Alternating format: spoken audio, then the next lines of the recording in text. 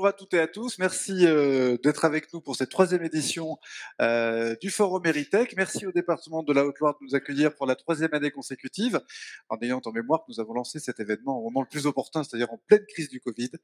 Donc la première année, nous étions en demi-jauge, la deuxième année en passe sanitaire et cette année en toute liberté, peut-être pour un temps déterminé. Sans plus attendre, eh bien, je vais demander à Marie-Agnès Petit de bien vouloir prendre la parole à la tribune, puis ensuite me rejoindre au plateau. Marie-Agnès Petit, présidente du conseil départemental de la Haute-Loire et cofondateur de Eritech. Eh bien, bonjour à chacun et à chacune d'entre vous. Je crois que ça fait plaisir de se retrouver après ces quelques années passées qui permet aujourd'hui de venir célébrer ce troisième baptême d'Eritech. Troisième baptême qui me permet de saluer ceux qui nous accompagnent depuis le départ de cette belle aventure. Tout d'abord avec monsieur le directeur régional des affaires culturelles, cher Marc Drouet, merci. Un grand plaisir de se retrouver ici pour Eritech. Salut aussi, bien sûr, madame la vice-présidente de la région en charge de la culture, chère Sophie, avec qui j'ai siégé quelques années au conseil régional Auvergne-Rhône-Alpes. Saluer bien sûr le représentant de l'agglomération, Michel Joubert, et qui est représenté aujourd'hui par Marc Giraud pour l'agglomération du Puy. Saluer bien sûr le directeur général du Geste d'Or, cher monsieur Payen. Et je sais de quelle manière nous allons pouvoir vous retrouver et vous entendre certainement pendant l'occasion de ces 3 journées. Saluer bien sûr la directrice de la transformation numérique qui doit être quelque part. Merci à vous également. Et puis aussi, bien sûr, associer à mes propos les conseillers départementaux qui, dans cette collectivité départementale, sont à mes côtés en charge du numérique ou encore de l'accessibilité. Et je veux associer Michel Brun, vice-président en charge de l'accessibilité pour la Haute-Loire, et également Christelle Michel, notre conseillère déléguée au numérique, sans oublier toutes nos équipes de la direction du numérique avec leur chef d'orchestre, un certain Georges Mauguin, que je cherche, qui est là-bas.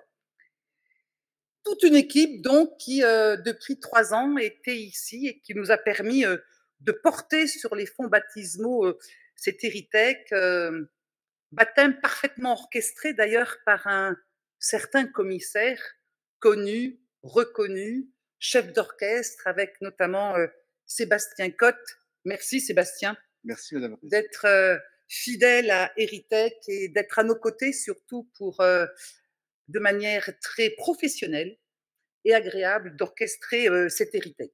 Oui, parce qu'Eritech, effectivement, est né ici, au Puy-en-Velay, il y a 3 ans, avec ces questions que certainement certains d'entre nous nous posions, mais qu'est-ce que c'est que cet Eritech?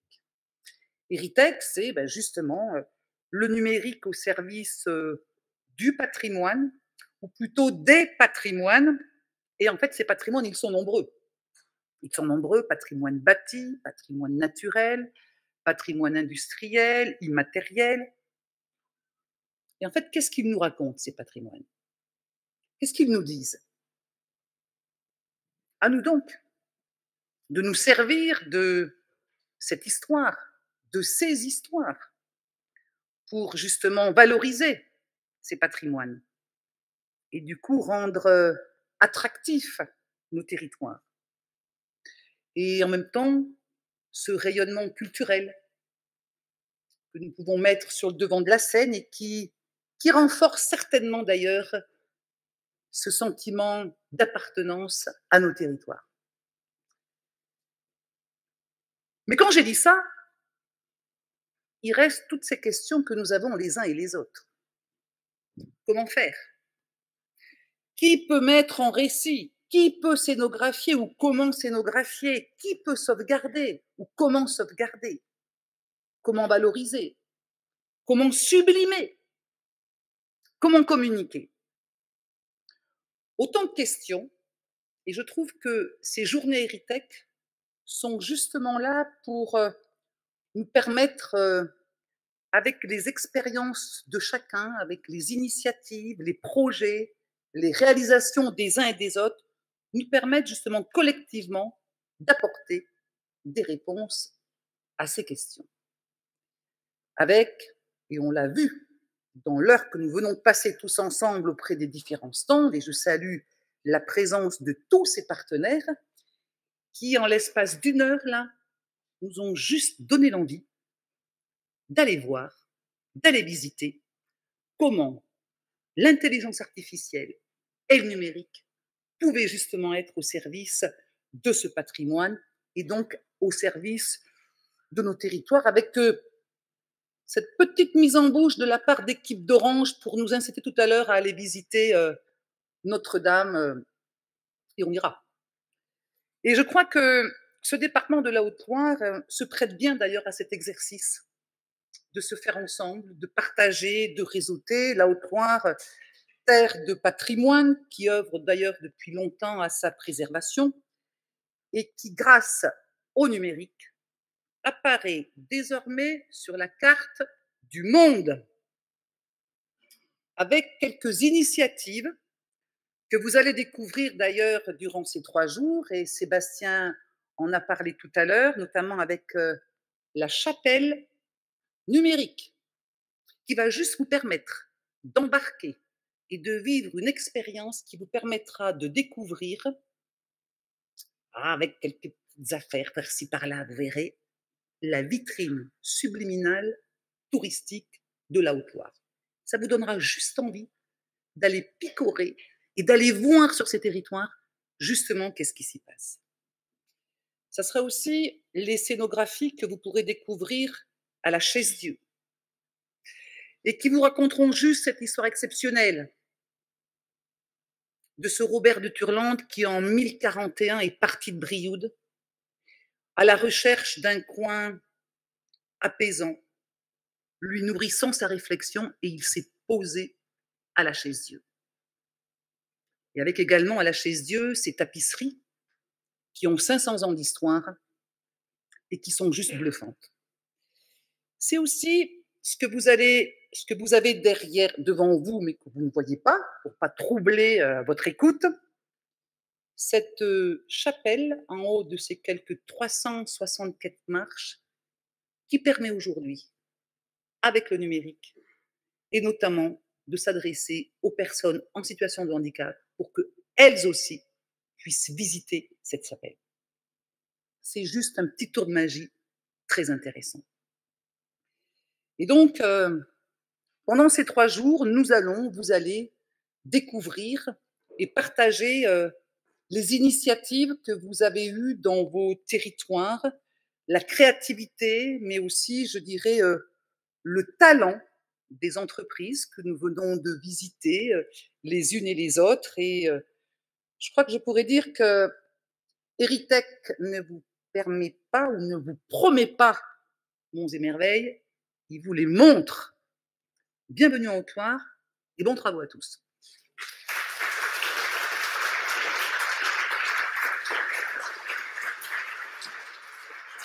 Et donc, sans plus attendre, j'ai demandé à Madame Sophie Rothkopf, vice-présidente du Conseil régional Auvergne-Rhône-Alpes en charge de la culture et du patrimoine, de se livrer au même exercice et de nous dire ce que Erytech veut dire pour elle et cette question de la numérisation des patrimoines.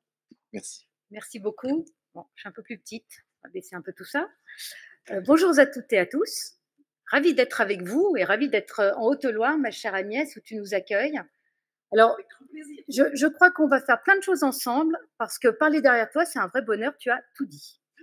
Donc, je vais pouvoir faire très court puisque, effectivement, alors j'avais préparé des petites prises de notes, mais je ne vais pas vous redire ce qui a déjà été dit, si ce n'est quand même juste simplement Erytech, ce que ça signifie pour nous, la région, ça signifie toutes ces choses-là, héritage et numérique, et effectivement, et technologie. Et effectivement, on s'est bien rendu compte, alors on dit souvent qu'il y a quelque chose, malheur est bon. C'est vrai que cette année crise sanitaire aura eu au moins un point qu'on peut dire, si ce n'est positif, en tout cas, qui nous a mis dans le bon sens et a remis un peu l'église au milieu du village, c'est la découverte de nos territoires. On s'est quand même rendu compte, parce que en étant empêchés de voyager, notamment l'année dernière et en 2020, que nos compatriotes ont redécouvert leur territoire, nos beaux territoires, Et je crois que, en tout cas, nous, dans le Roannais, nous n'avions jamais eu autant de touristes. Et on se rend compte que finalement, la recherche de l'authentique, le retour sur les traces de notre passé, qui est aussi souvent les traces de notre futur, est devenue aujourd'hui une ligne directrice qui conduit beaucoup de nos compatriotes et de nos concitoyens à venir et à continuer à venir visiter nos régions. Et donc, tu l'as dit, les patrimoines bâtis, industriels, les jardins, les patrimoines immatériels sont au cœur de cette démarche qui permettent de raconter des histoires, de raconter notre histoire, celle qui nous a bâtis, et qui permet évidemment alors de regarder un monument, de visiter des parcs et des jardins, mais aujourd'hui, on a envie d'en savoir plus. On a envie de redécouvrir des savoir-faire. On a envie de découvrir toutes les espèces de nos parcs et nos jardins. Et puis, on a envie de savoir comment vivaient nos ancêtres. On découvre des bâtiments parfois dégradés, mais on se demande bien comment ça se passait dans le temps. Et là, le numérique intervient. Et c'est là où l'histoire et le numérique font bon ménage, se rencontrent et nous permettent, là aussi, à nos régions, de nous faufiler avec un appel à projet, on l'a déjà évoqué tout à l'heure, patrimoine et numérique, qui permet de vous soutenir, que ce soit les communautés de communes, les communes, mais aussi des projets privés qui vous permettent de vous aider pour vous outiller, aussi bien les collectivités publiques que les porteurs de projets, de manière à pouvoir effectivement mettre en lumière tous ces patrimoines. Alors, je suis ravie et je leur souhaite à nouveau la bienvenue aux lauréats que nous avons invités, puisque, on vous l'a dit, 61 projets ont été retenus en 3 ans pour 1 million d'euros environ. Là, nous relançons un appel à projet pour 3 ans, 500 000 euros sur les 3 années à venir, ce qui va nous permettre à nouveau de faire émerger des pépites numériques, des pépites de réalité augmentée, des pépites de réalité virtuelle qui vont nous permettre de sublimer tous nos patrimoines et de les mettre à disposition. Alors bien évidemment, des gens qui viennent sur place, parce que c'est là notre première volonté, mais aussi de tous ces publics empêchés. On a vu tout à l'heure une très jolie application qui s'adresse aux seniors. Tu as évoqué aussi les personnes en situation de handicap. Bah oui, quand on a une tour très étroite avec des centaines de marches, eh bien, on a des publics qui ne peuvent pas monter et vivre le numérique pour pouvoir non pas venir s'opposer au patrimoine. L'idée, ce n'est pas non plus de visiter tous nos joyaux dans notre salon, mais bien de pouvoir l'ouvrir au plus grand nombre. Donc, des innovations numériques pour développer des outils qui vont permettre de faire de la médiation, et on en a vu, de faire des aides à la visite, on en a vu aussi, des reconstitutions, de la même manière, nous en avons vu aussi, comment étaient occupés les sites à l'époque, comment vivaient nos ancêtres dans ces lieux magiques, dans nos châteaux et dans nos beaux bâtiments, et puis de dématérialiser aussi des reconstitutions de tapisseries qui n'existent plus, des objets perdus ou trop fragiles pour être exposés. Et on en connaît quelque chose au musée des tissus, où on a effectivement des choses magnifiques, mais que l'on peut exposer très peu de temps. Donc autant d'aides, des aides au parcours, autant d'aides que l'on appelle de nos voeux, et en tout cas que l'on soutient fortement. Donc bonne visite évidemment sur site, mais bonne visite virtuelle. Je vous souhaite 3 belles journées. Merci beaucoup.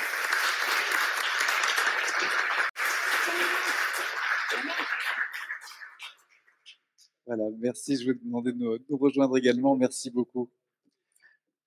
Ah oui. Notre photographe demande que nous enlevions nos badges. Ça lui fait des reflets, des 4 étapes sur les reflets.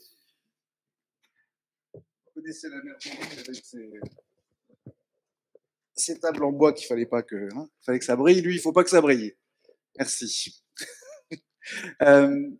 Merci beaucoup, Madame la vice-présidente, et merci d'avoir accepté de repousser la durée de candidature à l'appel à projet de cette année au 30 juillet. D'habitude, c'est 30 juin. Je suis conscient que ça va donner plus de travail à vos équipes dans un temps assez contraint. Donc, merci beaucoup d'avoir fait pour Eritech cet effort de manière à aussi faire d'Eritech la trompette de cet appel à projet. Alors, vous me tendez une perche inouïe pour remercier les services de la région, d'abord qui sont présents et qui effectivement font un travail fantastique. Donc, merci à vous, merci d'être là et merci du travail que vous faites.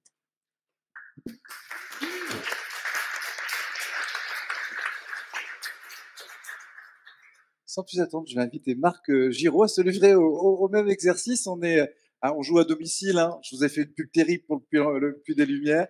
Donc, mais je sais qu'il se passe énormément de choses dans cette ville formidable. La capitale des Lumières. C'est vrai qu'il y a l'hôtel des Lumières aussi. Enfin, racontez. Et puis toutes les collectivités s'y mettent. C'est bien. Racontez-nous, Marc. Merci beaucoup. Bon, merci. Bonjour à toutes et à tous. Bonjour, merci Marie-Agnès de nous recevoir dans ce bel hôtel du département. Donc, moi, je représente Michel Joubert qui n'a pas pu venir.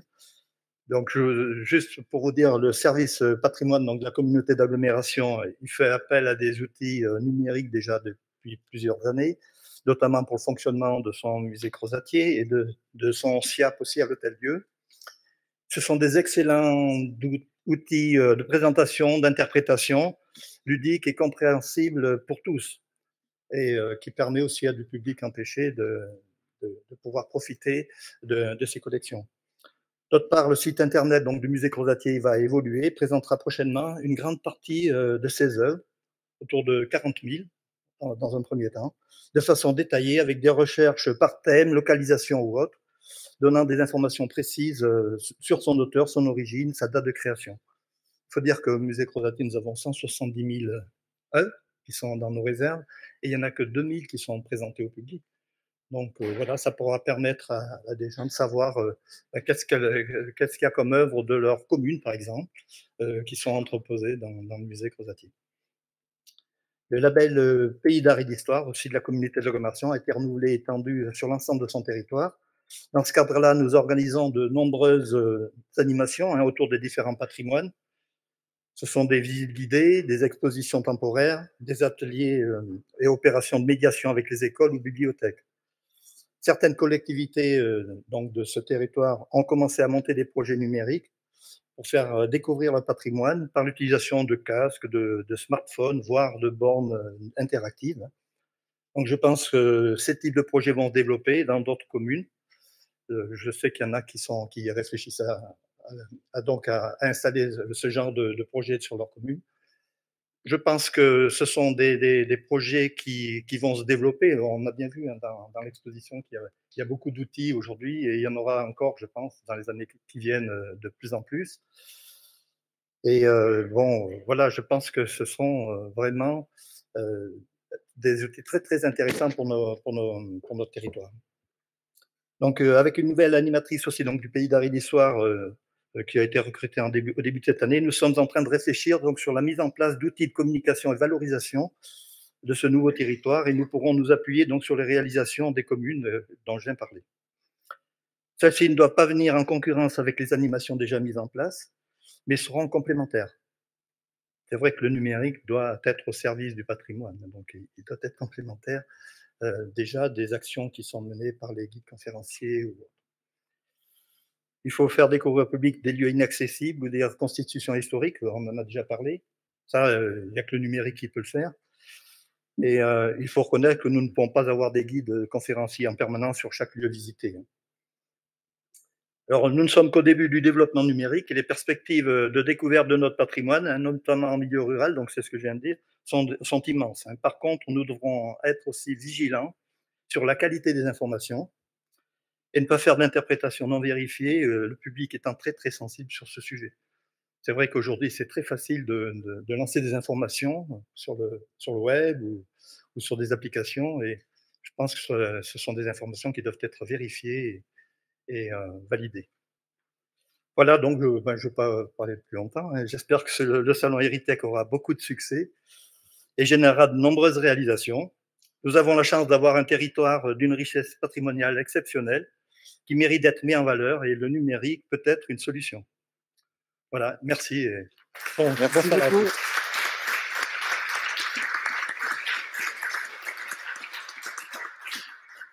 Installez-vous à côté de moi, Marc. Merci beaucoup. Merci pour ce rappel de tout ce que fait l'agglomération dans ce domaine. Et c'est vrai que qu'il s'agisse du geste d'Antelier, qu'il s'agisse de ce qui s'est passé à Crozatier, enfin ce que vous faites à Crozatier et de l'ensemble des animations, on est sur un territoire conscient de la valeur de son patrimoine et de ce que le patrimoine apporte à l'attractivité du territoire, hein, au-delà des chemins de Saint-Jacques, hein, qui mobilisent, je crois, 60 000 pèlerins chaque année ici, hein, à vue de nez. Voilà, il y a aussi des sources de richesse et effectivement, c'est pas par hasard qu'on se trouve en Haute-Loire et au Puy-en-Velay, puisque ici, dès qu'on tourne la tête ou dès qu'on marche, on tombe sur du patrimoine au sens large. Sans plus attendre, je vais donc demander à Anita Herrière-Sorondo de bien vouloir rejoindre le pupitre. Orange, donc, qui est partenaire historique d'Eritech. Orange qui est partenaire, on l'a vu, d'Éternel Notre-Dame. Orange qui est aux côtés des territoires en général, et notamment les territoires ruraux, pour leur transformation numérique, je dirais, tous azimuts. Oui, en effet. Alors moi, je suis ravie d'être parmi vous pour la 3e édition. Je suis un peu une fidèle, hein, puisque j'étais là parmi les pionniers de la première édition. J'ai vécu la 2e édition et maintenant la 3e édition. Donc ça y est, je pense que je suis familière à la fois du très beau patrimoine et aussi des enjeux et des valeurs que vous portez au travers de cet événement et que nous partageons avec vous chez Orange. Donc, je voulais vous faire partager quelques éléments qui se sont produits ces derniers mois. Pourquoi? Parce que c'est important de savoir aussi qu'on est en pleine évolution. Donc, on a observé du côté d'Orange qu'il y avait eu énormément de transformations liées à la crise sanitaire qu'on vient de vivre. Et ce sont des transformations qu'on a observées au niveau européen et mondial. Pour vous donner une idée, on a accompagné durant cette période où on a été confiné une augmentation de 30% de la demande sur nos infrastructures réseau, qu'il s'agisse donc de plateformes pour le télétravail, donc l'utilisation des infrastructures pour servir la continuité d'activité pour beaucoup d'acteurs, beaucoup d'entreprises, avec de la visio, de la vidéo, du streaming, donc une croissance phénoménale de la sollicitation de nos réseaux. Et je dirais que ça nous a rappelé que dans le numérique, eh bien, la partie infrastructure, la partie réseau est tout à fait essentielle. Et c'est bien ce qu'on s'attache à développer et à maintenir et à accompagner, c'est développer et opérer une infrastructure numérique qui soit à la fois rapide, donc qui puisse accompagner les enjeux qu'on va évoquer tout au long de ces 3 journées, mais qui soit aussi de qualité. Parce que, évidemment, la qualité doit être au rendez-vous dès lors qu'on traduit de l'image, dès lors qu'on transmet de la voix accompagnée d'univers virtuels, dès lors qu'on travaille autour du métavers ou de la reconstitution 3D, eh bien, on a besoin d'avoir de la qualité. Et ça, on s'y attache énormément. Donc, on s'est rendu compte et on a pris conscience, et je voulais partager cette conviction avec vous parce qu'elle est portée par notre nouvelle directrice générale, Christelle Edeman, qui a pris ses fonctions au mois de mai et qui a remplacé, alors elle n'a pas tout à fait remplacé parce qu'en fait la fonction a été divisée en 2. Donc notre directrice générale est Christelle Edeman et nous avons Jacques Achenbrois. Donc vous remarquerez que chez Orange, on s'attache à trouver des noms un petit peu particuliers, donc Anita Herrière-Sorondo, Jacques Achenbrois, Christelle Edeman. Ça permet de travailler, de travailler les accents et les noms. En tout cas, voilà, on a deux têtes à la tête de l'entreprise depuis le mois de mai, et je pense que ça va nous permettre justement d'aller encore plus loin dans la défense des éléments que je vous ai évoqués. Et donc, on s'est vraiment rendu compte et on a fait le constat. Et Christelle l'a partagé tout récemment à Vivatech, qui est un peu la grand-messe de toutes les startups françaises, que l'infrastructure est la base de l'économie numérique d'aujourd'hui et de demain. Et donc, elle doit permettre un accès égal et inclusif pour tous les territoires. Et ça, je pense qu'on l'incarne extrêmement bien. Et il y a eu un effort vraiment de déploiement de ces infrastructures très haut débit que nous poursuivons sur l'ensemble des territoires. Et puis, une autre conviction, c'est que le réseau, l'infrastructure, est la passerelle vers l'économie numérique en mutation et qu'il est aussi son cœur. Donc en fait, on ne peut pas travailler autour du numérique sans avoir ces aspects d'infrastructure qui accompagnent les développements. Alors une fois qu'on a dit ça, bien évidemment, il faut s'attacher, je dirais, à aller un peu plus dans le détail. Et en fait, on a 3 enjeux aujourd'hui que je voulais partager avec vous parce que je pense que vous allez les rencontrer, qu'on les rencontre tous dans nos activités. Donc il faut qu'on s'assure que la croissance continue se fait en contrôlant la consommation d'énergie, parce que la préoccupation de transition énergétique est au cœur de tout ce que l'on fait en matière de numérique. Donc pour vous donner une idée, chez Orange, on a pris l'engagement de diminuer de 40% nos émissions de gaz à effet de serre à horizon 2030. Donc c'est un objectif super ambitieux, mais qui embarque l'ensemble de nos réseaux. Alors j'ai eu l'occasion, lors de la dernière édition, d'avoir un échange avec une société qui m'interpellait sur ce sujet, et notamment sur l'impact énergétique de la 5G. Il faut savoir que les nouvelles générations de réseaux sont beaucoup moins consommatrices et impactantes, donc on travaille en permanence sur l'amélioration et sur l'impact énergétique de nos infrastructures, de nos équipements. On a lancé un programme de recyclage. Je pense que travailler sur l'économie circulaire et le recyclage fait aussi partie de notre rôle. Donc un programme qui s'appelle Heureux, que vous pouvez voir dans nos boutiques. Donc tout ça pour vous dire que c'est vraiment au cœur de nos préoccupations aujourd'hui. Et je pense que c'est une préoccupation qui est partagée avec l'ensemble des acteurs du secteur. Autre sujet, donc je l'ai déjà un peu évoqué, mais c'est garantir un accès équitable. Et lorsqu'on parle d'accessibilité, lorsqu'on parle de publics qui potentiellement peuvent être éloignés, on sait aujourd'hui qu'il y a environ 20% des Français qui sont un peu en délicatesse avec le monde numérique. Et donc ces personnes, il va falloir les accompagner. Donc il ne suffit pas de développer des applications numériques, il faut aussi les rendre accessibles. Et ça, c'est un enjeu qu'on partage. Enfin, je pense qu'on est tous d'accord là-dessus. On a besoin d'accompagner ces publics vers ces dimensions numériques qui sont en train quand même de changer notre vision du monde et de nous permettre d'accéder à de la connaissance et à du développement territorial. Et puis, on a un dernier élément qui s'est révélé particulièrement sensible ces derniers temps, c'est la sécurité des systèmes et la sécurité des informations. Donc, on parlait de pertinence des informations, mais la notion de sécurité, elle est un peu au cœur de tout.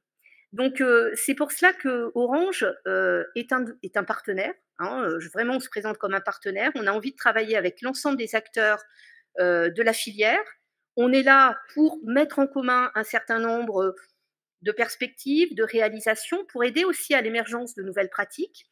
Et donc, sur notre stand, on a souhaité vous présenter donc pour cette édition l'expérience éternelle Notre-Dame, donc dans une version un petit peu restreinte, parce que Éternelle Notre-Dame, l'univers immersif, il se déploie sur 500 mètres carrés.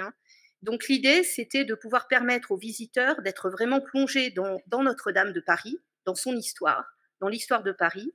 Donc c'est un parcours qui se fait in situ, avec un sac à dos, mais qui permet vraiment de plonger ou de s'élever, tout dépend dans quel sens on se met, mais au sein de Notre-Dame et de vivre Notre-Dame tout au long de son histoire. Donc c'est vraiment une expérience tout à fait particulière et qui est aussi tout à fait particulière dans son modèle économique. Donc Morgane Boucher n'est pas là aujourd'hui, mais il interviendra demain à distance, puisqu'on s'est attaché également à en faire un levier pour mécéner la restauration de Notre-Dame. Donc les droits d'accès à cette expérience sont reversés pour la restauration de Notre-Dame. Donc c'est vraiment quelque chose qu'on a voulu de très vertueux, qu'on a d'ailleurs développé avec un partenaire en particulier qui s'appelle Emissive. Donc vous aurez la démonstration tout à fait intéressante, version courte, avec un masque à réalité augmentée. Et vous allez voir, c'est bluffant. Enfin, pour ceux qui ont le vertige, prenez vos précautions. Moi, j'ai le vertige à titre personnel, donc j'ai eu quelques sensations un petit peu fortes, mais c'est toujours très agréable. Et puis, on accueille Render qui est là au premier rang, près de moi, voilà, qui avec Legender donne vie également au patrimoine et qui est aussi un fidèle de notre événement.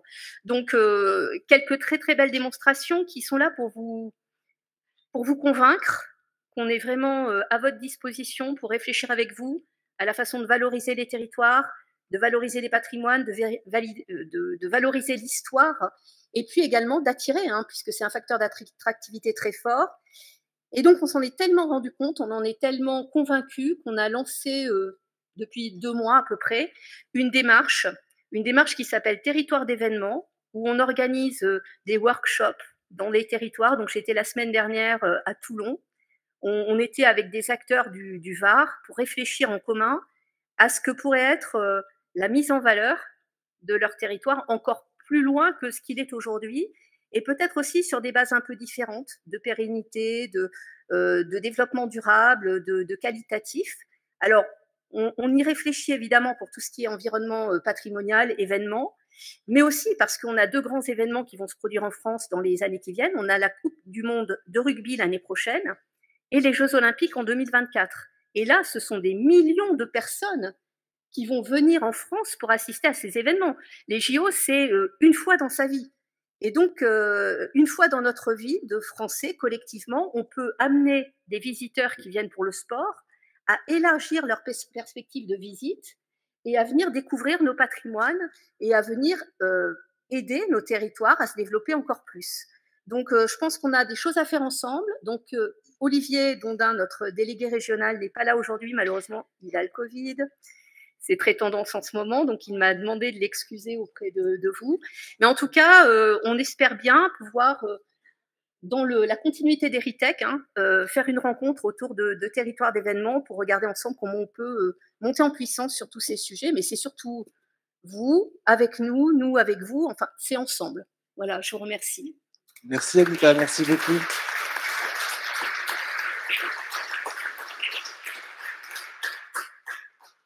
De nous rejoindre. Parce qu'on allait faire les filles d'un côté, les garçons de l'autre. Hein, on va se mélanger un petit peu.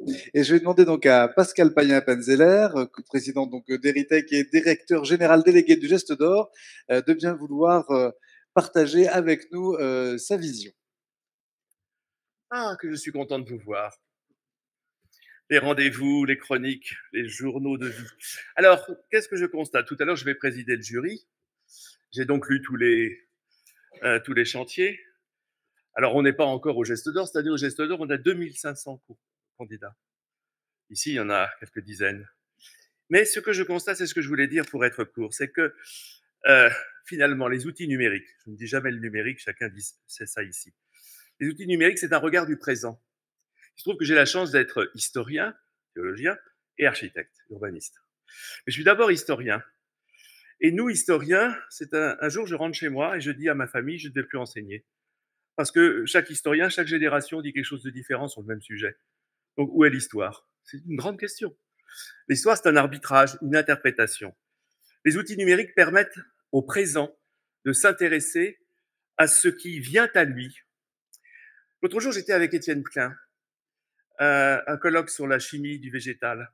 Et Étienne, que j'aime beaucoup, qui est devenu philosophe après avoir été physicien, mais il est toujours les deux, disait que nous avons abandonné l'idée de progrès et que nous avons remplacé le progrès par l'innovation. Le progrès, c'est référer le présent au futur, c'est aimanter le présent par le futur. Alors que l'innovation, c'est une réparation du passé. Tel était le discours d'Étienne. Et je suis tout à fait d'accord avec lui. L'histoire est souvent une réparation, un repentir. Je suis protestant et nous n'avons pas le repentir chez nous. Il fallait bien que je la place, celle-là. Et donc, ça veut dire quoi? Ça veut dire qu'effectivement, les outils numériques sont une expérience, via la technologie, d'un regard aimanté par un futur, par quelque chose qui fait qu'on se penche de là où on est, sur ce qui fut, est et sera. Et finalement, l'histoire, vous savez, n'existe pas, puisqu'il n'y a ni passé, ni présent, ni futur. C'est un mouvement perpétuel. Vous savez, c'est l'image de la barque dans laquelle vous êtes allongé. Vous avez la tête vers l'amont, vous avez les pieds vers l'aval et le corps au milieu. Et eh bien, vous passez ce matin en venant dans le petit avion, le Beechcraft, qui dessert l'aérodrome ici. Nous avons suivi la Loire. Le commandant, puisque ça fait plusieurs fois que je prends cet avion, aujourd'hui, il a pris ce chemin. C'est pas toujours le même chemin aérien. Il a pris ce chemin. On a suivi la Loire. Et comme il disait très clair, je suivais le fleuve. Et je m'imaginais que je venais ici, dans cette ville de pèlerinage vers le futur. Hein? Beau sentiment, si j'ose dire d'une certaine façon. Alors, effectivement, qu'est-ce que c'est que ce futur? Puisque ça fait tant d'années que j'enseigne. Et l'année prochaine, j'ai une chaire aux arts et métiers de symbiotique générale. C'est la science des sciences, la symbiotique. C'est pas parce que je l'enseigne mais c'est la science des sciences. Ça rassemble toutes les sciences. Et j'enseigne ça avec une spécialiste des algorithmes. Eh oui, enseigner la symbiotique, la connaissance de l'ensemble des sciences grâce aux algorithmes. Et effectivement, aujourd'hui, la technologie et les outils numériques sont une technologie. Elle nous permet enfin de nous intéresser à ce qui constitue ce que nous sommes. Parce que, effectivement, nous sommes tous génétiquement constitués par un héritage qui nous propulse vers quelque chose qui va dans le sens d'un livre qu'il faut que vous lisiez tous. Je marche donc, je pense donc je suis, je marche donc je suis. Et ce livre dit que le langage est né de la pensée. Effectivement, considérer le numérique, c'est repenser ce que nous n'évoquions plus, ce à quoi nous ne pensions plus. Et puis, il y a une autre chose, c'est qu'aujourd'hui, lorsque vous enseignez à partir de quoi? Eh bien, beaucoup d'articles sont consacrés en ce moment à ce qui est, au fond, la manière de gouverner aujourd'hui, qui est l'émotion. Effectivement, on n'enseigne plus à travers une logique, à travers des sources qui sont raisonnables, mais par quelque chose qui, dans une salle de classe, dans un amphi, quand je suis face à un amphi, c'est mon grand plaisir, vous l'avez compris tout de suite. Eh bien, quand je suis dans un amphi, il faut que je crée de l'émotion, il faut que j'imprègne. Et effectivement, les outils numériques permettent cette imprégnation. On n'entend plus aujourd'hui la mémoire comme on l'entendait par 2 et 2 font 4. D'ailleurs, il y a d'autres bases que la base 10. Alors effectivement, 2 et 2, ça fait ce qu'on veut. Hein? Eh bien, effectivement, les outils numériques nous permettent de retrouver la culture par imprégnation. Imprégnation qui, et j'ai lu les différents dossiers des candidats, et parmi ces dossiers, il y en a quelques-uns, dont un qui, pour une raison de Covid, ne sera pas présent cet après-midi, mais qui est tout à fait passionnant, est lié à l'archéologie. Les outils numériques redonnent à l'archéologie une vie extraordinaire. Je me souviens quand j'étais le conseiller de Jacques Toubon, et effectivement qu'on avait tous ces problèmes qui font qu'aujourd'hui, vous n'avez plus le droit d'aller sur un chantier archéologique parce qu'il y a tel ou tel secret, etc. Et effectivement, comment les archéologues sont très différents des historiens. Les archéologues, ils documentent. Nous essayons de restituer. C'est extrêmement différent et nous essayons de réinsérer ça dans le vivant. Eux, du moment qu'ils ont fait une documentation, ben, c'est pas comme nous dans les monuments historiques, puisque c'est ça, au fond, mon origine, c'est le patrimoine et les monuments historiques. Effectivement, nous essayons de conserver. Oui, on conserve ce que l'on peut. Mais effectivement, l'archéologie documente. Eh bien, grâce aux outils numériques, l'archéologie redevient vivante. Je me souviens d'un dossier qui avait concouru et qui était la restitution effectivement d'une ville entièrement détruite par les bombardements. Et je pense souvent à l'Ukraine puisque ma femme est russo-ukrainienne, donc je vis des choses à titre intime et familial en ce moment qui ne sont pas simples. Eh bien, effectivement, les outils numériques nous permettent de retrouver toutes nos origines de manière, en somme, vivante. Vous savez, je suis l'héritier Malraux. Et à Avignon, je suis en train d'occuper les Carmes où je vais ouvrir dans 2 ans le musée imaginaire, avec bien sûr la validation de la famille Malraux dont je suis en somme l'héritier spirituel. Eh bien, nous allons faire pour la première fois un musée qui va se servir de tout ça puisqu'il faut tenir compte du festival et on ne peut pas occuper les galeries du cloître des Carmes pendant le festival, donc il faut avoir un petit bouton, éteindre, et ce musée sera exclusivement sonore et imagé. Les voix, la voix d'André Malraux, évidemment, les voix en général, et puis les images du musée imaginaire. Aujourd'hui, nous pouvons toucher la réalité et nous apprenons peu à peu cette chose extraordinaire, non pas d'aimer à distance, il n'y a pas de distance dans l'amour, mais d'aimer de toutes les manières et par tous les moyens grâce à ces outils. Et je crois beaucoup à la notion d'outil. C'est pour ça que j'insiste beaucoup que l'on ne dise pas le numérique, parce que c'est une abstraction, mais les outils numériques. Je voudrais ajouter une dernière chose. C'est qu'aujourd'hui, dans ces plus de 2000 chantiers qui concourent au Geste d'Or, j'ai partout de l'outil numérique. Je pourrais faire de chaque dossier un dossier Héritech. Pourquoi? Parce que lorsqu'on a un chantier, eh bien, on le documente dès le départ, on l'accompagne. J'ai toujours à la fin d'une audition, dans nos différentes journées qui sont des dizaines au cours de l'année, j'ai toujours une vidéo. J'ai aussi des entreprises qui aujourd'hui étudient l'économie de la dépense énergétique en vidéo.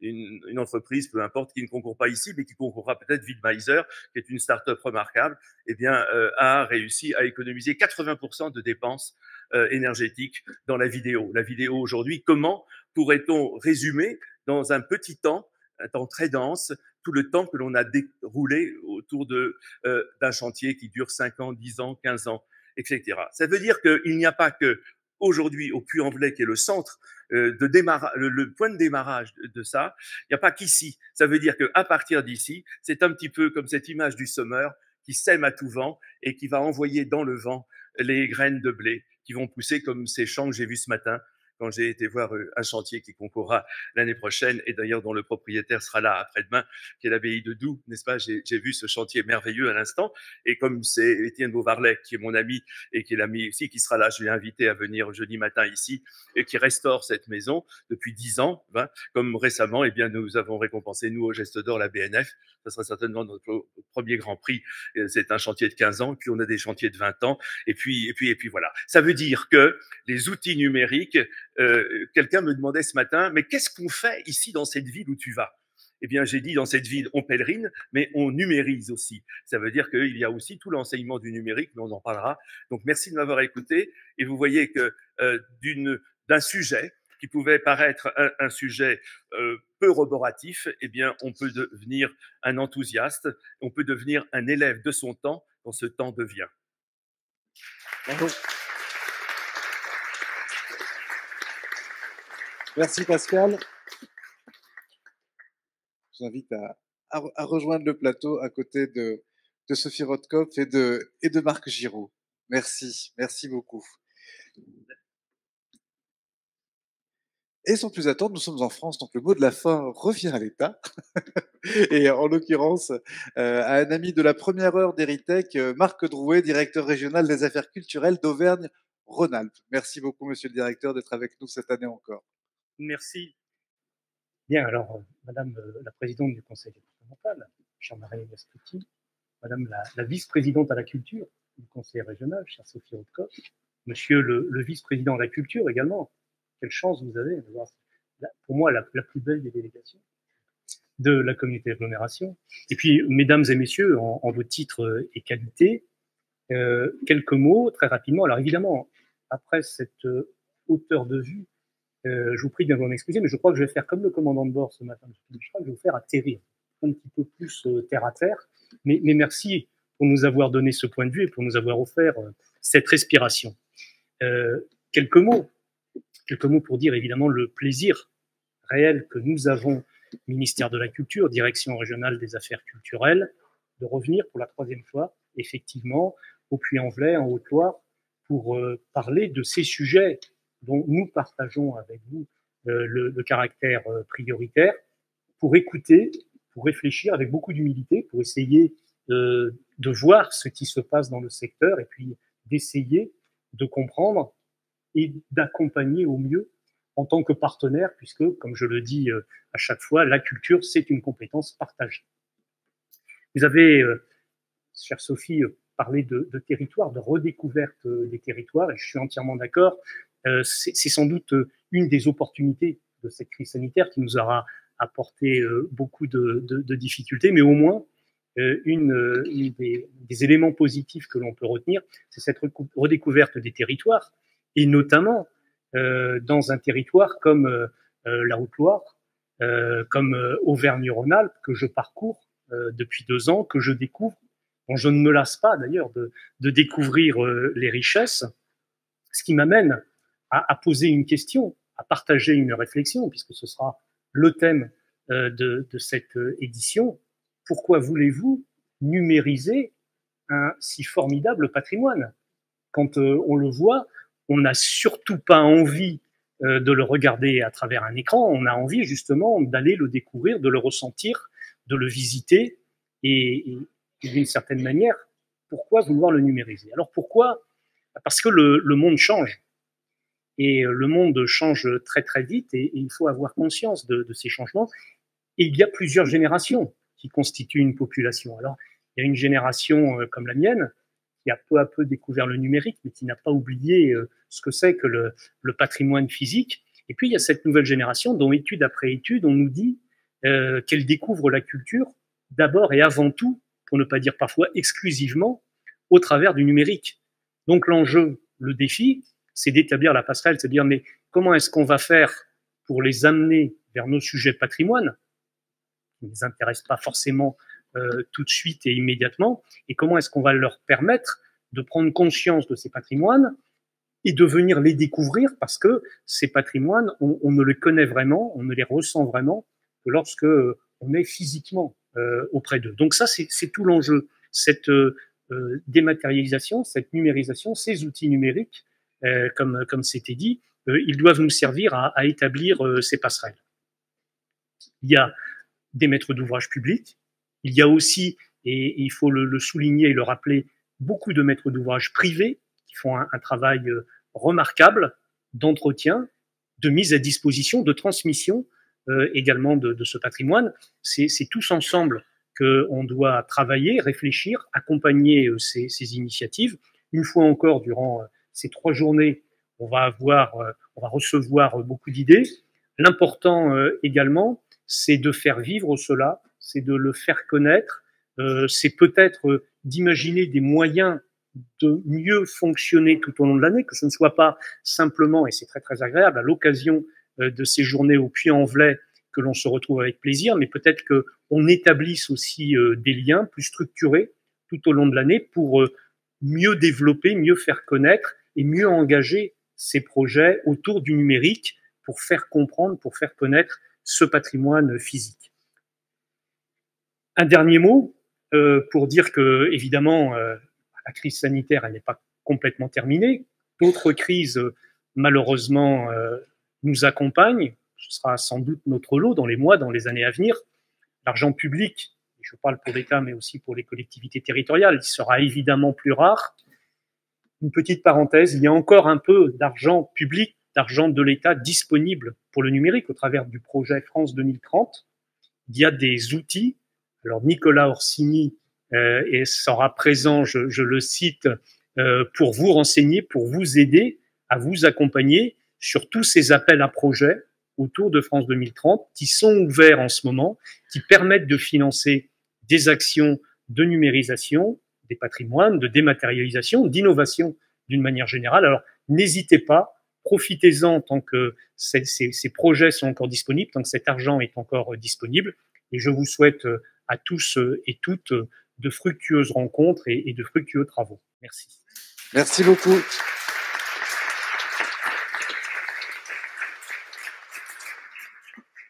Merci beaucoup, Marc Drouet. Donc, voilà, la parole est libre, la parole est dans la salle. Je vais circuler avec un micro. Et l'idée, c'est que vous avez la chance, effectivement, d'avoir devant vous un certain nombre de responsables politiques, administratifs et institutionnels. Donc, si, voilà, cette 3e édition d'Heritech est basée sur la question de comment. Hein, la question a été posée pourquoi, mais on embarque tout de suite la question du comment, une dynamique de mode d'emploi. Donc voilà, si vous souhaitez poser une question, témoigner, interpeller, c'est le moment. Je sais que la première question est toujours un peu difficile à sortir, donc je vous laisse vous préparer. Et non, elle n'est pas difficile du tout. Merci. Je vous laisse vous présenter à chaque fois que vous posez votre question. Oui, bonjour, donc je suis Valérie Lefebvre-Seguin pour le domaine Marc Seguin basé à Varagne, aux portes d'Annonay, en Ardèche, nord de l'Ardèche. J'étais physicienne dans ma vie active. Et l'État, dans sa grande sagesse, fait souvent de très belles choses et crée notamment une très grande infrastructure de recherche qui s'appelle Humanum, pour humanité numérique. Voilà. Et je me suis demandé, en vous écoutant, d'abord, merci de nous réunir, si Heritech pouvait... c'est magnifique que ça naisse en Haute-Loire, évidemment, mais est-ce qu'on pourrait envisager quelque chose de coordonné avec des antennes dans différentes régions et de porter ensemble ce projet Heritech auprès du Manum, en fait, qui a des moyens, voilà, enfin, même si les moyens de l'État diminuent. Enfin, en tout cas, ça pourrait être une vitrine. Ils sont évidemment très connectés à tous les projets européens qui touchent à la préservation, la numérisation du patrimoine, la valorisation. Enfin voilà, je me demandais si c'était quelque chose à quoi vous aviez déjà réfléchi. Merci pour cette incise. Alors, non. Marc, qu'est-ce qui serait possible d'imaginer? Parce qu'effectivement, enfin, Heritech, depuis le début, est ce que les amis d'Heritech en font. Donc, si à un moment donné, on se dit qu'il y a quelque chose à essaimer, à partager, en Haute-Loire, on n'est pas radin, même si on est auvergnat, donc on est prêt à partager effectivement tout un tas de choses. Mais est-ce que vous pouvez nous en dire plus sur ce projet Humanum, moi que je découvre hein, à l'occasion? Je ne sais pas si je suis le mieux placé pour répondre à cette question. J'entends effectivement comment dépasser l'initiative qui a été prise en Haute-Loire, mais vous connaissez la formule. Là où il y a une volonté, il y a un chemin. La volonté, elle existe en Haute-Loire de manière incontestable, parce qu'il y a des élus locaux qui se sont emparés du sujet. Donc, pour moi, la meilleure manière de répondre, ce sera de poser la question aux élus locaux en Ardèche. Et à partir du moment où, effectivement, et je le souhaite, ils seraient disposés à nous accompagner et à rejoindre le réseau, et en parler avec le conseil régional et voir comment est-ce qu'on pourrait fédérer quelque chose, effectivement. Mais, comme je le disais dans mon propos introductif, nous, État, dans ce dossier, nous sommes très humbles, nous sommes partenaires, nous sommes là pour accompagner des initiatives de collectivités territoriales. Et voilà, c'est avant tout, ce qui est nécessaire, c'est la volonté et c'est l'initiative. Il faut que l'initiative émerge du terrain. Je crois que ce micro avait été coupé. Voilà. Ça ira mieux. Mais la salle vous a entendu et on a pu enregistrer. Mais on entend bien, effectivement, bah restons en relation et puis soyons force de proposition. Voilà, peut-être entre la Haute-Loire, l'Ardèche. Enfin, écrivons cette page-là, peut-être nous aussi. Mais vous savez, l'histoire entre la Haute-Loire et l'Ardèche, elle existe déjà. Oui. Les deux départements travaillent ensemble parce que d'abord, on a ce massif du Mézin juste exceptionnel, qui est cette belle ligne que nous avons, non pas entre nous, mais avec nous, et sur laquelle, d'ailleurs, nous sommes en train de travailler dans le cadre d'une labellisation prochaine sur ce grand site, sur cette extension de labellisation, grand site Mézin-Gerbier. Et puis aussi, c'est tous les travaux que nous faisons avec l'Ardèche dans le domaine du développement touristique. Et je crois que, monsieur le directeur, vous venez de le dire à l'instant, Héritech, nous les élus, nous en ferons ce que nous en voudrons ensemble. Et du coup, c'est pas à cause qu'Héritech est né ici sur les fonds baptismaux de la Haute-Loire que ça empêche de regarder avec les uns et les autres de quelle manière nous pouvons s'aimer, cher Pascal, comme le semeur dont vous avez parlé tout à l'heure, avec les initiatives des uns et des autres. C'est enregistré, c'est noté. Merci, merci beaucoup. Une autre question, une incise, une remarque, un témoignage. Sinon, je fais tomber le micro au hasard sur quelqu'un. Voilà, je vous laisse vous présenter. Oui, Jean-Louis Baudebrive, propriétaire, gestionnaire et aussi dépositaire au nom de la collectivité publique du château de Bouzols, à Arsac-en-Velay. Bouzols. 8 km d'ici, sur la haute vallée de la Loire. Tout ça est passionnant. Je suis tombé dans Héritech l'an dernier. Je ne vais plus quitter maintenant, hein, tant que je suis là. Moi, je voudrais suggérer, suggestion à partir de ce dont j'ai la charge et la responsabilité, une démarche qui m'intéresse et voir les réactions que ça peut provoquer. Bon, juste avant de faire cette suggestion, un petit retour sur l'aspect philosophique, hein, progrès, innovation, ça peut être un beau débat. Moi, je voudrais simplement dire projet. Tout homme sans projet est un ennemi du genre humain. Pas moi qui l'ai dit, ça a été dit plusieurs fois. Donc le projet auquel je pense, c'est de partir de mon monument que j'ai en charge, physique, sur lequel effectivement il y a plein de choses à faire avec le numérique, l'accessibilité pour commencer, la meilleure connaissance sur le plan archéologique, ça débute.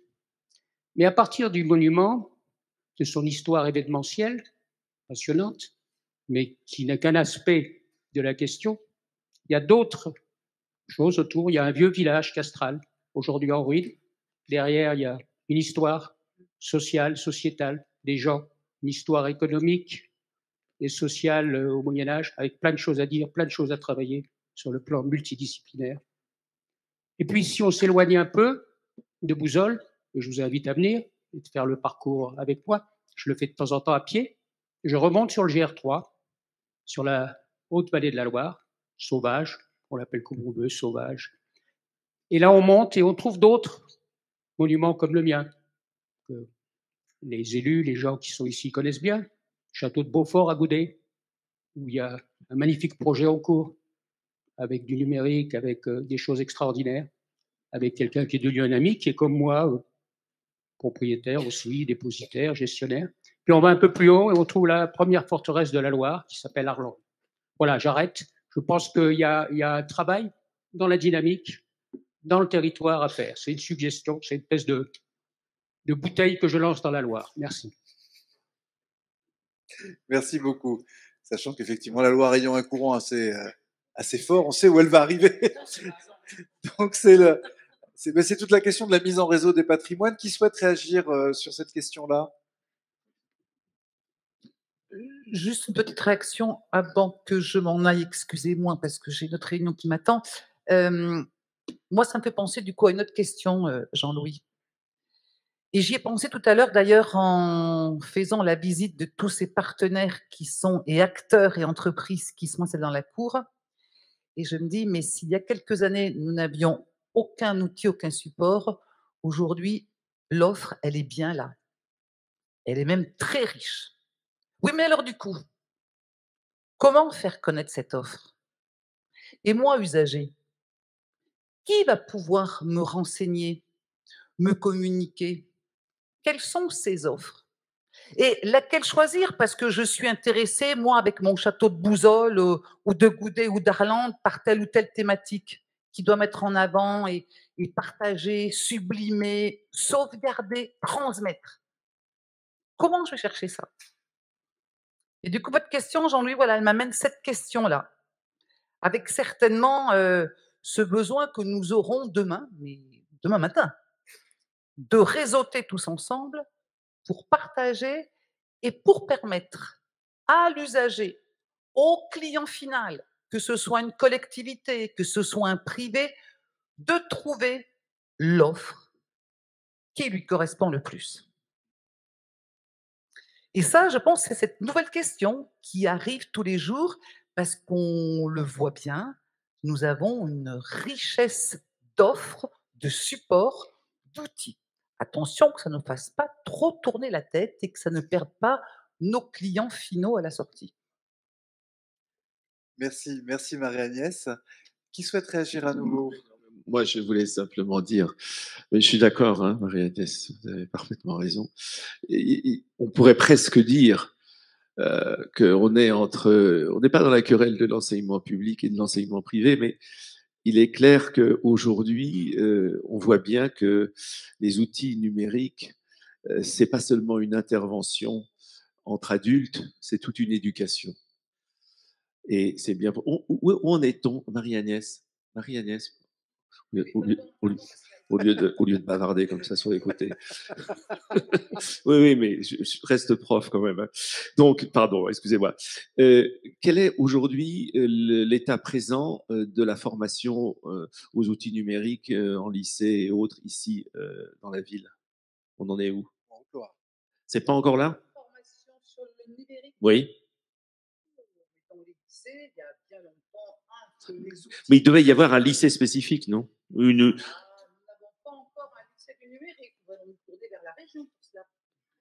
Mais, voilà. Non, mais je voulais mettre un peu l'épée dans les reins.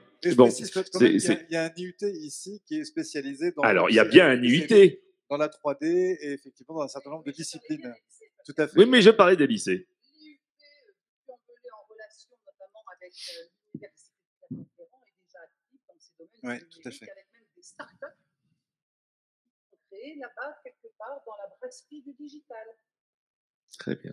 Alors, cela pour revenir à la question, c'est vrai que c'est toute une éducation, une pédagogie. Je pense que ça doit être aujourd'hui une discipline. Il est clair que c'est un enseignement, quand je parlais tout à l'heure de la manière d'enseigner par l'émotion, c'est-à-dire par une sorte de cinéma du quotidien, parce que finalement le numérique c'est un cinéma du quotidien, au moment où il y a cette crise dans les salles de cinéma, mais pas dans la production, mais surtout cette chose extraordinaire qui est, puisque je parlais tout à l'heure du musée Image Inaire, il y a cette mise à disposition d'une imagination de tout ce qui a disparu. Vous savez, j'avais une petite certitude au début de ma carrière d'enseignant, c'est que rien de ce qui a disparu d'essentiel finalement n'est parti en fumée. Il reste toujours une trace. Et quand on étudie les traces, pas seulement en archéologie, mais quand on étudie la mémoire, il y a toujours un tout petit élément qui nous permet de retrouver le vivant. Et c'est toute la recherche du temps perdu à retrouver. Alors on sait bien qu'on ne le retrouve pas, mais on ne le perd pas non plus. Et je crois qu'aujourd'hui, les outils numériques permettent d'inscrire l'imagination partagée en communauté, parce que sinon l'imagination, on l'a tous quand on a un enseignement dans une matière qu'on aime, on aime l'histoire, la physique ou autre. Mais vraiment, il y a aujourd'hui dans cet élan vers les outils numériques quelque chose qui pourrait peut-être compenser toutes les pertes que l'on fait à cause des bombes et des missiles. Merci Pascal. Peut-être pour rebondir, je vais me tourner vers Anita Herrière-Sorondo justement parce que le premier outil, finalement, le numérique est fait pour mettre les gens en relation, constituer des communautés. Aujourd'hui, est-ce que, bêtement, mais est-ce qu'il y a une newsletter ou un groupe WhatsApp ou un groupe de mail entre ces différents acteurs justement de ces châteaux? Est-ce qu'il y a une communauté qui est en train de se constituer et comment justement aujourd'hui le numérique permet de consolider des communautés? Est-ce que tu peux ne pas dire le numérique, mais les outils numériques, s'il te plaît? Comment les outils numériques consolident parce que ça m'agace. Oui, ça marche. Oui, je vais essayer de répondre à la question. Oui, il y a une communauté qui est en voie de formation. Et là aussi, c'est ce qu'on disait tout à l'heure à propos d'Héritek. La communauté, elle s'est formée de la crise. Il surgit quelque chose de bon. C'est le Covid qui nous a fait regrouper un certain nombre de châteaux privés ouverts au public il y a 3 ans. Comment on fonctionne? Comment on traite les problèmes d'accès du public dans le cas du Covid. On s'est créé et maintenant on est à G20 châteaux privés de Haute-Loire. On est 19 privés, on a accepté un public pour faire plaisir au département, c'est Chavaillac-Lafayette, puis on est tous un peu propriétaires, contribuables de Chavaillac-Lafayette. Donc voilà ce que je voulais dire. Je peux juste acheter, mais s'il y a d'autres intervenants, je ne veux pas monopoliser. Allez-y. C'est vrai, j'ai l'autorité. On fera tourner la parole. Je voudrais revenir sur ce qui vient d'être dit à propos effectivement et la question que vous avez posée sur qu'est-ce qui se passe en Haute-Loire sur le plan numérique. Je voudrais juste faire part d'une expérience que je viens de vivre et je me tourne vers Marc Giraud parce que c'est l'agglomération du Puy avec le musée Crozatier. J'ai été approché il y a quelque temps par la personne en charge du service pédagogique du musée Crozatier et qui m'a dit: est-ce que vous accepteriez de participer avec votre château, avec Bouzol, à une opération pour les jeunes primaires qui s'appelle Lever les yeux? Il n'y a pas de problème. Donc, on a monté l'opération. Donc, c'est des classes primaires de l'école de ma commune, Arsac-en-Velay, qui sont venus. Préparation avec la professeure, avec le musée Crozatier. Et donc, ils sont venus, des petits jeunes de 9-10 ans. Ils ont écouté. Je leur ai montré à Bouzol. Il fallait regarder sur les murailles. On voyait des choses. On ne voit pas d'entrée de jeu. Mais, je termine là-dessus. Ce qu'on m'a expliqué, c'est que l'opération ne se termine pas là. C'est-à-dire que les dessins, ce qu'ont compris les jeunes, c'est passé à l'IUT du Puy, où vous avez l'option médias et métiers de l'Internet. Et c'est en cours, et j'attends avec impatience de voir le journal numérique qui va sortir de l'opération Lever les yeux. Et mon année à Bouzol, ce que j'ai à chaque fois que j'essaye c'est les jeunes et le patrimoine. Merci. Merci beaucoup. Merci, Monsieur Vaudebry. On peut vous applaudir. Je rappelle que vous êtes ici dans la Haute-Loire le représentant de la demeure historique et également membre du bureau national de la demeure historique, extrêmement engagé sur ces sujets. Souhaitez-vous réagir par rapport à ça? Je me demandais, Monsieur Giraud, puis Anita Herrière-Sorondo, sur la manière dont ces projets peuvent être aussi accompagnés par des entreprises comme Orange. Marc. Oui, nous attachons beaucoup d'importance, c'est vrai, dans notre service patrimoine, et toutes les actions qui peuvent être portées par les écoles, dans les écoles, des opérations de médiation. Là, c'est vrai que Lever les yeux, c'était une opération, bon, c'est une opération nouvelle, on verra après plus tard si on peut la développer. Mais voilà, donc effectivement, nous, tout ce qui concerne les enfants, c'est l'avenir de notre territoire.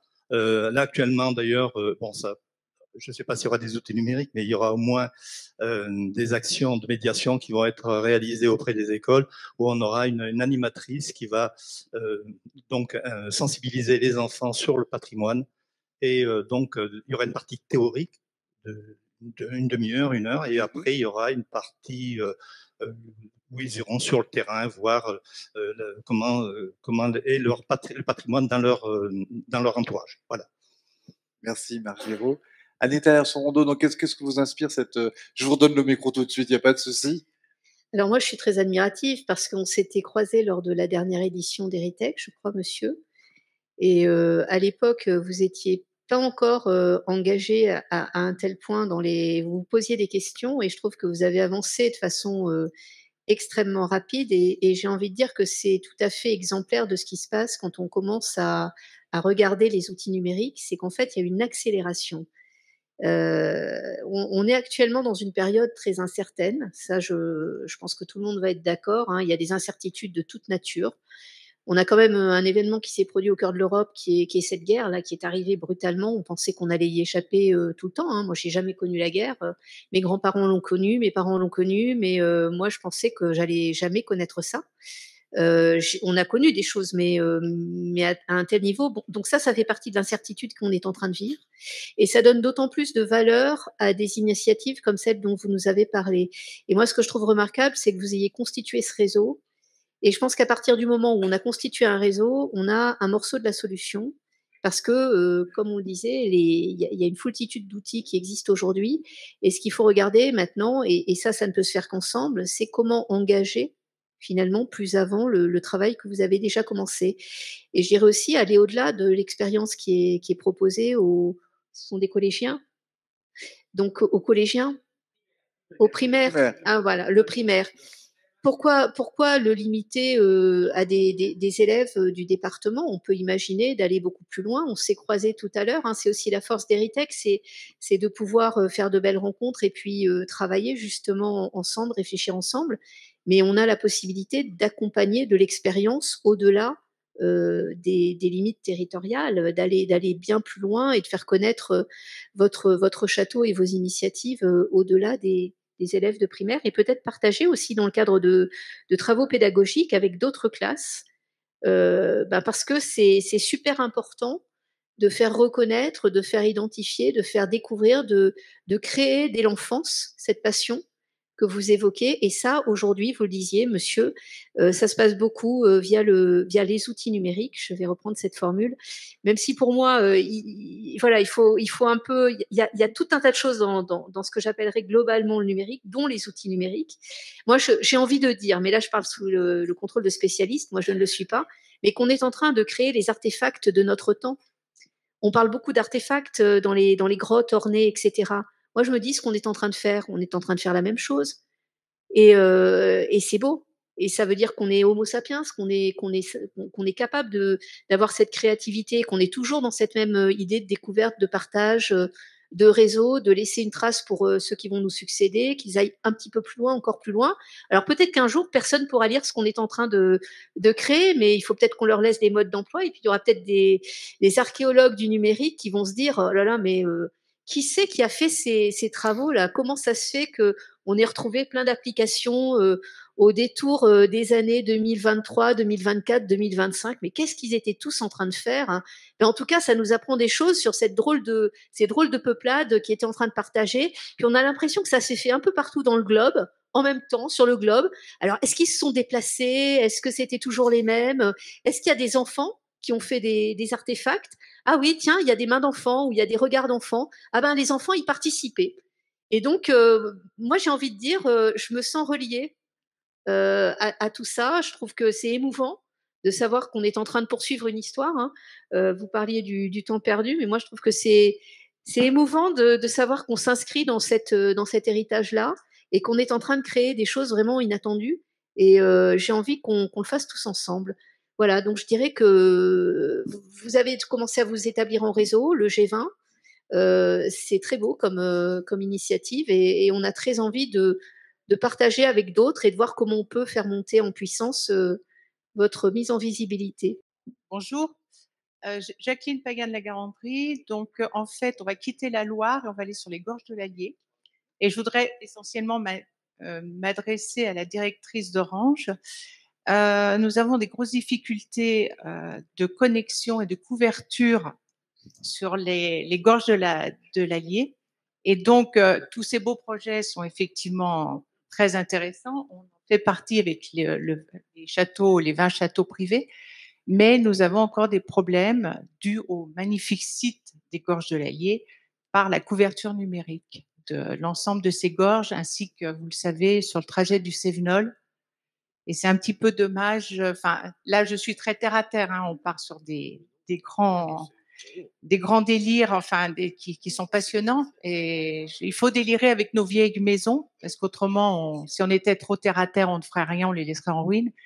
Mais quand même, voilà, je voulais m'adresser essentiellement à Orange. Mais Anita a l'habitude, hein, on peut pas sortir sans qu'on lui pose la question de la couverture. C'est normal. C'est C'est une condition de faisabilité. c'est normal. Hein. C'est normal que vous ayez cette remarque, cette préoccupation. Nous-mêmes, on déplore quand on visite certains sites de ne pas avoir un niveau de couverture qu'on pourrait souhaiter. On est très dépendant quand même des technologies dont on dispose. Hein. On est quand même sur des infrastructures qui dépendent de technologies. Donc on n'a pas encore trouvé toutes les technologies qui permettent de traverser des grosses masses de pierres, hein, de traverser des gros murs très anciens. On a des problématiques de couverture. C'est vrai que dans des sites qui sont des sites éloignés, l'infrastructure se met en place, mais elle se met en place lentement. Et puis qu'on est en train de chercher des solutions qui pourraient être complémentaires à celles qu'on connaît aujourd'hui. Et je pense qu'il faut voir, je l'ai dit d'ailleurs hein, dans mon intervention, je suis sûre que vous l'avez noté, c'est qu'on est en train quand même de développer très rapidement. Hein. Il faut savoir qu'un réseau comme le réseau très haut débit qu'on a développé en 10 ans, normalement, les générations précédentes de réseau, on les a déployées en 40 ans. 40 ans de travail très actif. Donc là, quand je parlais d'accélération, c'est une accélération tout à fait réelle. Donc, on est tributaire d'un certain nombre de contraintes, techniques, d'un certain nombre de contraintes matérielles, d'un certain nombre de contraintes humaines également. Parce qu'il ne vous aura pas non plus échappé que quand on met en place des infrastructures, notamment des infrastructures mobiles, on peut avoir quelques difficultés à le faire, notamment sur des sites ou très denses, ou très habités, ou des sites très isolés, ou des sites protégés. Donc on est obligé de tenir compte de tout ça. Mais sans vouloir échapper à votre question, on est parfaitement conscient qu'il y a encore des parties du territoire, alors qui se réduisent, hein, puisque on est sur une couverture qui va être quasi à 100% d'ici 3 ans. Hein. C'est phénoménal la façon dont on a couvert le territoire français. Mais on a encore des sites qui sont aujourd'hui, alors qui font partie de plans de déploiement, sur lesquels on recherche les bonnes technologies.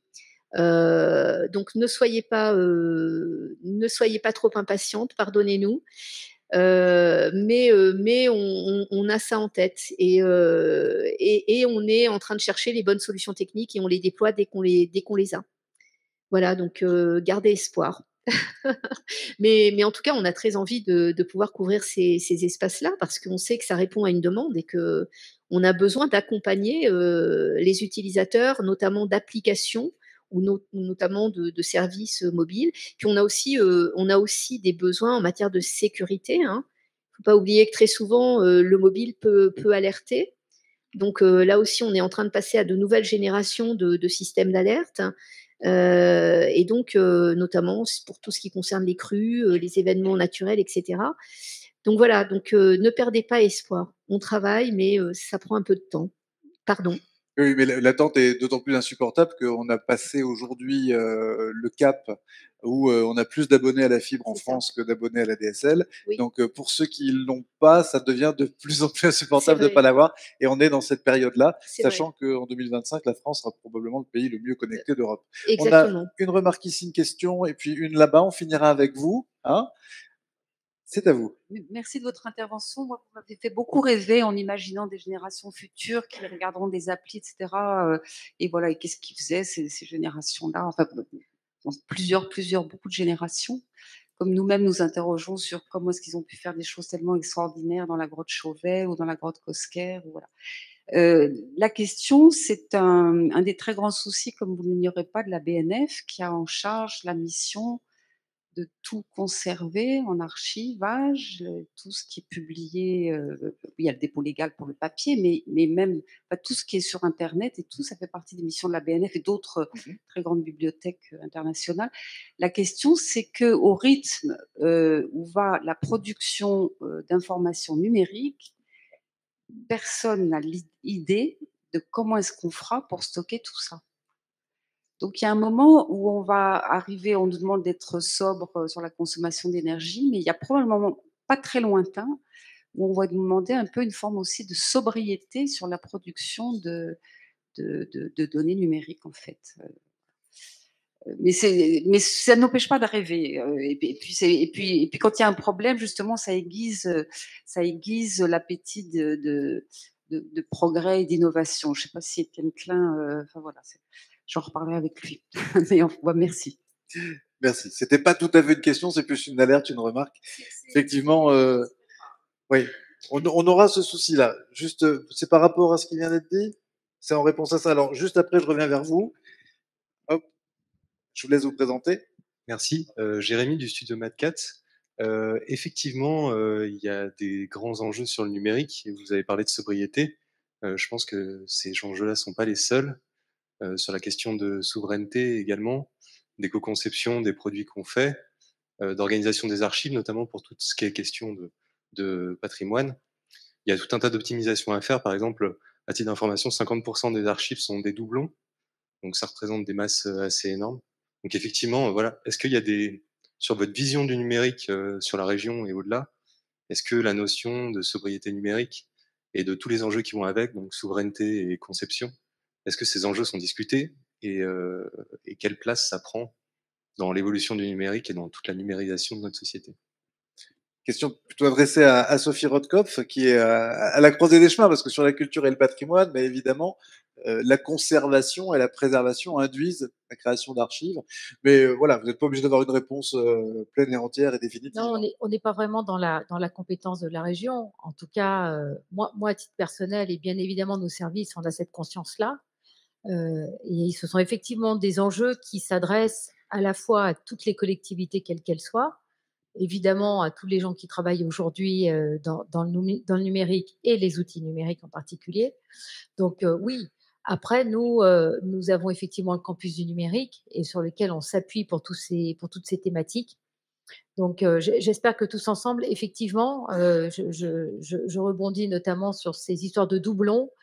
Je suis pas suffisamment calée pour vous dire comment on va s'y prendre, mais je pense qu'effectivement, il y a un moment où il va falloir qu'on se mette tous autour de la table, qu'on se gratte un peu la tête et qu'on réfléchisse parce qu'on est en train, et Madame l'a dit très justement, de se poser à nous-mêmes un réel problème.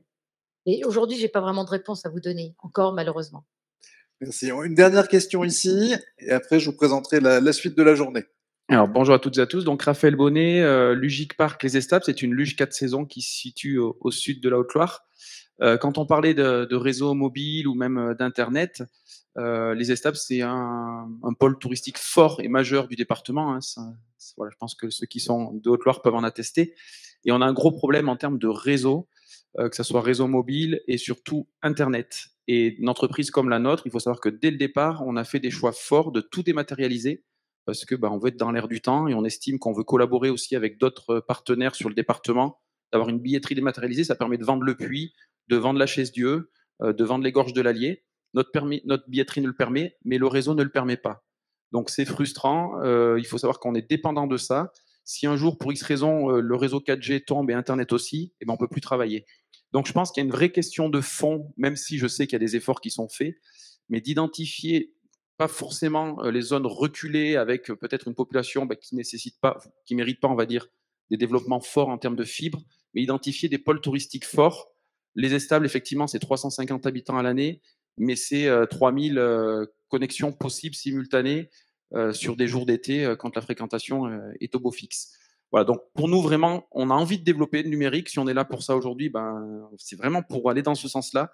Mais il faut que derrière, le réseau suive, sinon on ne pourra pas. Alors, votre message, on l'entend bien, hein. Je ne sais pas où est le calendrier de déploiement sur les estables. Ça, il faudra voir avec mes collègues, je dirais parce qu'en plus, on est une entreprise très locale, hein, nous, Orange, hein. On a vraiment des représentations locales, donc on a des équipes, on a des acteurs qui sont là pour vous accompagner, pour vous renseigner, pour vous dire, donner de la visibilité sur les délais d'intervention. Mais alors, il y a un point sur lequel je voulais vous dire, monsieur, c'est que nous, on attache beaucoup d'importance et on a lancé vraiment énormément de programmes. On a de gros programmes à ce sujet sur le très haut débit en ruralité. Pourquoi? Parce qu'on a conscience qu'on n'a pas à faire une France à 2 vitesses ou à 3 vitesses ou à 4 vitesses et qu'en ruralité, il y a des activités tout à fait importantes, qui méritent d'être soutenues et qui méritent d'être soutenues par le numérique.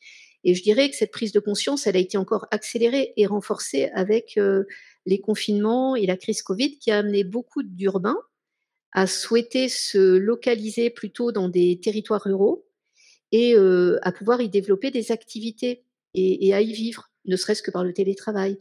Donc on fait pas en fait, on ne discrimine pas, au contraire, on est plutôt dans une dimension où on veut aller sur les territoires ruraux, déployer du très haut débit, parce qu'on sait que c'est nécessaire.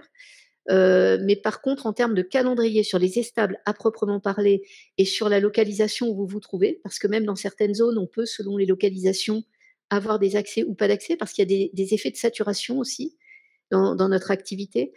Et parfois, il faut désaturer, et parfois désaturer, ça prend quelques mois, surtout en ce moment où il y a des problèmes d'approvisionnement en composants, puisqu'on est quand même basé sur des composants techniques. Donc voilà, on sait qu'il y a une pénurie, hein, en ce moment. On a du stock, hein, heureusement, mais on a lissé nos approvisionnements, mais parfois on a ces petites ruptures. Donc voilà, donc j'ai pas le calendrier précis, mais en revanche, on a des personnes dans la salle qui pourront vous renseigner et vous donner de la visibilité, et on entend votre sujet, bien évidemment. Merci.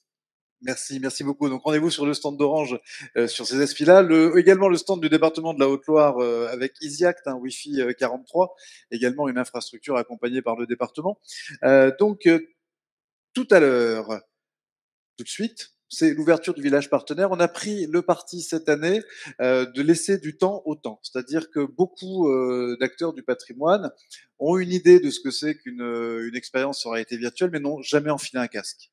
Ils ont une idée peut-être un peu vague de ce que c'est que la réalité augmentée. Ils n'ont jamais joué à Pokémon Go. Et on ne peut pas leur reprocher. Donc l'idée aujourd'hui, c'est que vous puissiez vivre en vrai ces expériences grâce à nos partenaires dans le village partenaire, donc de maintenant jusqu'à 18h.